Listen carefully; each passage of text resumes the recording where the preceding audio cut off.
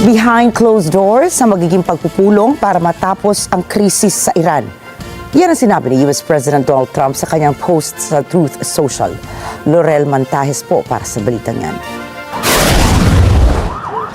Hindi isa sa publiko ang mga isasagawang pag-uusap sa Islamabad ngayong Biyernes.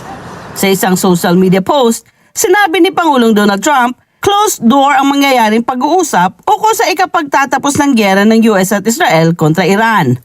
Ayon sa Pangulo, may mga puntos na naging basihan kung kaya't pumayag ang Washington sa tigil putukan.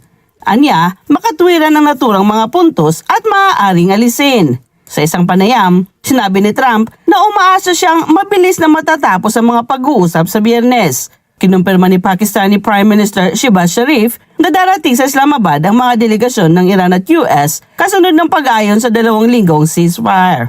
Samantala, nagbanta ang Pangulo na paiimbestigahan ng mga individual na anyay nagpapakalat ng impormasyon na hindi naman basihan ng ceasefire agreement. Laurel Mantajes, Net25 Americas para sa Mata Naghila International.